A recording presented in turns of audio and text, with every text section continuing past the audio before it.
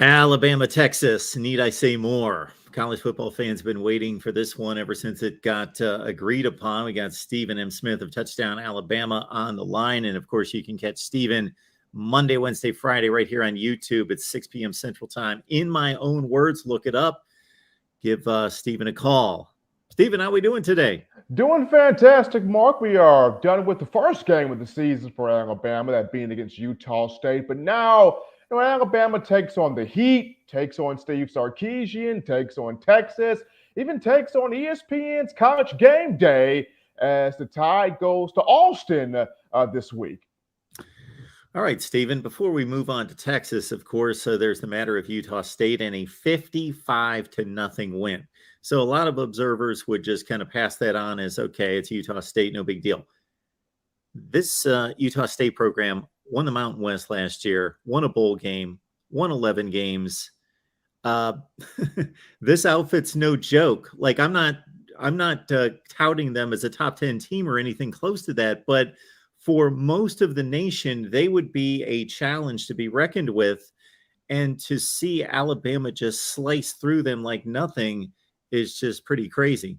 I mean, this was a top 25 team to finish the year in Utah State. So they brought back talent and a lot of it, especially at quarterback with Logan Bonner. But this just speaks to the pure execution that Alabama had game one. People don't realize this is the first time in the Nick Saban era where a defense has shut out the opponent in the season opener. And Alabama's had some great defenses to come through the program under Saban, but this was the first one where, the opposing team in the season opener did not score. The first team defense did phenomenal. They gave up just 58 yards offensively. They gave up one first down. Logan Bonner did not feel comfortable back there all game, despite Alabama not recording a sack of him. They pressured the pocket well.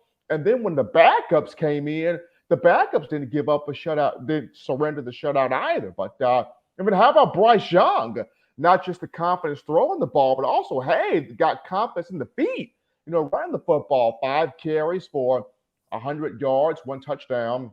Became the first quarterback since Jalen Hurts in 2017 against Ole Miss to have a 100-yard performance. And one of those runs was a nifty 63-yard run where he hit the little Euro step with Steph Curry action on a defensive back. And then, of course, the young group of wide receivers on how the conversation was Jamison Williams off to the NFL, John Mechie, Slade Bolden off to the NFL. How would this group of talented but unproven receivers do game one? And Jermaine Burton, Trayshawn Holden, Kobe Prentice, Isaiah Bond, Kendrick Law, Christian Leary, all of these guys got on the field, and all of these guys contributed, and made plays in the game. So, yes, the offensive line in terms of man-on-man run blocking, that's got to get cleaned up and improved upon.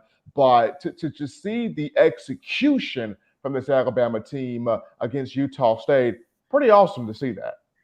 And of course, Stephen, you Tide fans and really the entire nation looking forward to seeing the guys that are new to the program. Jahmyr Gibbs, much anticipated there, Eli Ricks and others. Can you run down some of the new faces and how they fared?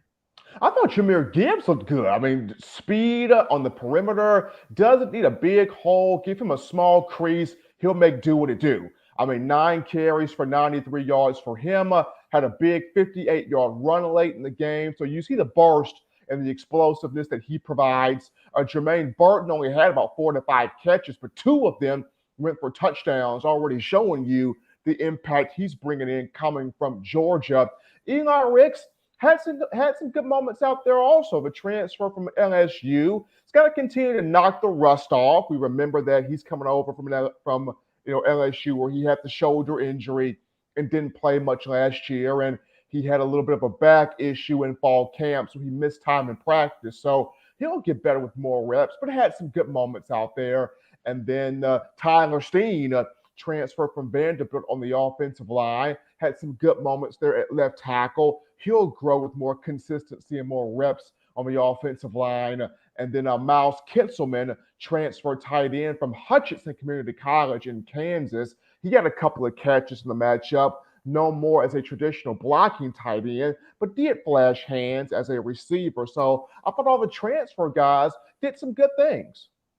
Stephen M. Smith, Touchdown Alabama. Get on over there to his show right here on YouTube, Monday, Wednesday, Friday. In my own words, lock it into the brain. Get there, 6 Central, Monday, Wednesday, Friday. Stephen talks Bama, SEC. Get on over there and join the live chat and give him a call. All right, Stephen, this Texas outfit, this is just a different program. It's just a different bunch because there are programs that have their level of talent and they've achieved. And then there's obviously the rest of the nation that doesn't have this kind of talent. But we've got a collection of players that are extremely talented. Some of them as individuals like Xavier Worthy have done great things on the field, but collectively they've accomplished nothing. And it's just, are they going to break out and be what they could be this year? Or are they going to continue to flounder? It's just one of the great storylines in college football. So when you look at Texas, and of course, Quinn Ewers involved here in his second game, what do you see out of the Longhorns? This is the measuring stick game for Texas. This is the measuring stick game for Steve Sarkisian. I mean, he talked about it today. Nick Saban gave me a chance when nobody else would. And now he has a chance to match wits against somebody that gave him that opportunity to kind of give Texas fans an understanding, Sarkisian, where are we? Right? Because I can mention, Mark, this team is loaded with talent with Quinn Ewers, Bijan Robinson. You got Jai Hall, wide receiver, formerly of Alabama, now at Texas.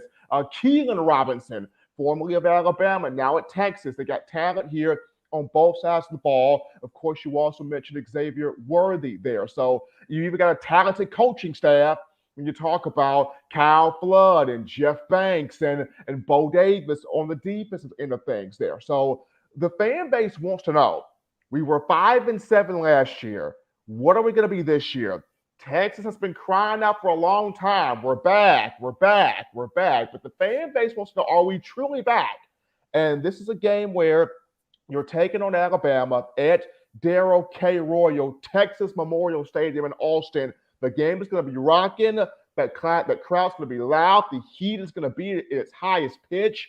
It's an 11 a.m. kickoff. What will we see from Texas here in this measuring stick type of ball game? And starting this thing off with Quinn Ewers coming over from Ohio State as a transfer. Good first game against Louisiana Monroe. 225 passing yards, 2 touchdowns to 1 pick. But how will he fare against an Alabama defense that will mix it up against him? They will disguise coverage. They will disguise looks. They will disguise pressure. Will Ewers get frustrated, or will he be able to stand in there, read through some things, and have some strong moments? When you look at Bijan Robinson, can he run on this Alabama defensive front and have some moments? And then most importantly, for this Texas defense led by linebacker DeMarvion Overshown, can they get to Bryce Young, create some turnovers, and have some moments there where they keep that crowd engaged in the atmosphere from start to finish? So for Texas, this is the measuring stick game for Steve Sarkisian. Okay, where are we in relation to us being Texas, wanting to be back as a marquee power in college football? Stephen, if I'm Texas and we're looking at this from the Texas perspective, there's obviously concerns all over the place. Not that they don't have tremendous talent, but there are matchup concerns all over the place. But the one that to me could turn out to be a nightmare, and you somewhat touched upon it, but it's more so the Texas offensive line versus the Alabama defensive front, because the Texas offensive line has been the sore spot for this team for during this down period, and they just haven't fixed it. The recruiting haul in 2022, going forward, of course, but 2022 was massive, but I don't know if those guys are going to be ready to go. I don't know that they're really playing much of a role at this point, but it's that Texas offensive pass pro and even the run blocking against, of course, one of the great fronts in college football. And that's going to be the tale of the tape here, Mark, because I go back to, Alabama did not record that sack against Utah State. So Will Anderson and company, they're going to be hungry down there in Austin for those sacks. Will Anderson, Dallas Turner, Chris Braswell, Henry To'o, Jalen Moody, the guys up front with Byron Young and Justin Boyd, DJ Dale, freshmen Jaheim Otis, Tim Smith, Jamil Burrows.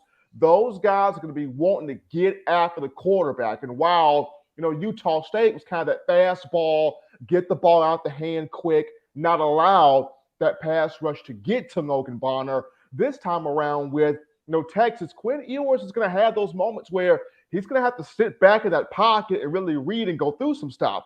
And when you have that, if your offensive line is not holding up, this gives Will Anderson and company a chance to get after you and finish the job in getting those sacks. So whether Steve Sarkisian is going to have a couple of tight ends and go max protection to help that offensive line, whether you have to ask Bijan Robinson, you may have to stay in and chip block and help out here. There's got to be some different ways to where Quinn Ewers has got to have some time. Because if he doesn't have time, it's going to be a long day for him in Texas. The home field advantage, I would normally just in a standard matchup say, of course, that goes Texas's way. They're going to be hyped up, amped up, ready to roll, and ready to know, hey, we need the backing of the fans because we're challenging and we're facing number one here. But it's almost a different deal with Bama in that I almost think that for Bama, being at home, being comfortable, knowing that they're the better team, more accomplished, is different than them going to Austin and maybe Nick Saban getting across the message that, they're looking for blood here. This place is going to be 100% against you. Besides our little pocket of fans, this is a, lion's den kind of situation. And this is the kind of situation Alabama thrives in most of the time, going to Death Valley, going to Jordan-Hare. They're used to this, and they almost feed off of the vitriol, hatred, and everything directed toward their way because they've been in big spots on the road before. They have been, and I feel like even more so than that, Mark, is when you look at Coach Saban, after Jimbo Fisher got him last year, first former assistant to beat him, Kirby Smart gets him in the national championship game, second former assistant. The narrative is, okay, it's Steve Sarkisian third. Sarkisian did a great job as an offensive coordinator. We know the offensive wizardry he puts out there is Sarkisian third. And the Texas fans are clamoring, Sark, can you be third? Can you give us this? Can you put us on this platform? So that's another thing that's possibly going through Saban's mind, if it's not already going through this. So Alabama understands, hey, when we go on the road, it's us against the world. The crowd's going to be loud. We got our own different ways to make sure that we're communicating with each other, where the snap count is concerned offensively, where the communication is defense-wise. We know what we have to do, but Alabama, like you mentioned, Mark, they thrive in these situations. And for Coach Saban, going after national championship number 8, this is the game right here that puts you, okay, where are we in relation to that goal? I know a lot of people would say, well, maybe Texas A&M is the game that does that, or Arkansas, or a game on the SEC slate. But you look at playing a Texas team and a fan base that's so hungry to be back relevant. Here is a game where you're Alabama, you put this thing to bed quickly, you show immediately, okay, we are exactly where we want to be or where we're trying to be in relation to the national championship push. Stephen, always one of my favorite questions coming up for you right here. Let's get past the stars. Let's go a little bit under the radar. Obviously, a lot of people are going to be watching this game that don't watch Bama and Texas on a regular basis. They tune into the big games. Who were some of those players on the Tide offense, defense, maybe again under the radar that need to have a big game, need to step up into a role and prove it? I think number one, this is a big game for Jace McClellan. I mean, this is a young man that's from Texas, Alito, Texas, went to Alito High School.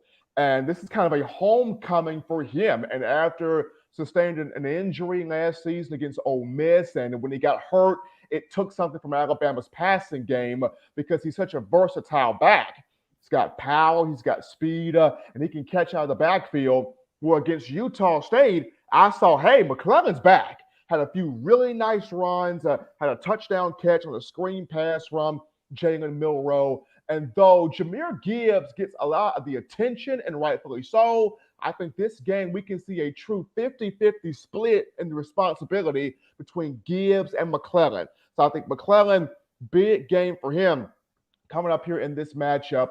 Number two, I look at just the offensive guards and the center for Alabama. This is Darian Dalcourt, Emil Ekiyor, Javion Cohan, and the guys being rotated in at those two guard spots with Ekiyor and Cohan. You can't have the pressure coming right up the middle to Bryce Young. They've got to be on it up front here. Dalcourt with the snaps, Ekiyor at right guard, Cohan at left guard. Both tackles, Tyler Steen and J.C. Latham, they will do their job on the outside, but the pressure cannot come straight up the A gap and the B gap to Bryce Young. So that's just offensively guys stepping up there. Also, I want to see Cameron Latu coming back. His first game this season. He did not play last week against Utah State, though he looked good in pregame warmups. He had a tweaked knee in fall camp, missed some time there. Coach Saban and the staff probably held him out for precautionary reasons, but he was back in practice on Monday, looked good Monday. So I expect the redshirt senior tight end to be out there on the field and provide some matchup problems for Texas. Defensively for Alabama, this is the game where we see, does Alabama have the two starting cornerbacks rise to the top here? It's been a four-man battle at corner between Kool-Aid McKinstry, Kyrie Jackson, Terrion Arnold, and Eli Ricks. Of course, Kool-Aid McKinstry and Terrion Arnold, they got the first look against Utah State. McKinstry's been the most consistent corner from spring ball to summer workouts to fall camp, and now entering game two. But who becomes the number two guy? And we're going to get a chance to see, is it truly Terrion Arnold? Can Eli Ricks show something? Can Kyrie Jackson show a little bit more? Because the corners will be tested. Quinn Ewers will test this defensive secondary with his arm. Are the corners ready to step up here and play ball? So, those are kind of the groups that I'm looking forward to seeing. They got to step up there. Stephen M. Smith, there you got the Twitter handle, Coaching M. Smith. Got to track his work right there. The show right here on YouTube, Monday, Wednesday, Friday, 6 Central, in my own words. Stephen, we always enjoy the conversation, love what you do, and appreciate you being here. Absolutely, Mark. Take care. And I'm looking forward to being in Texas.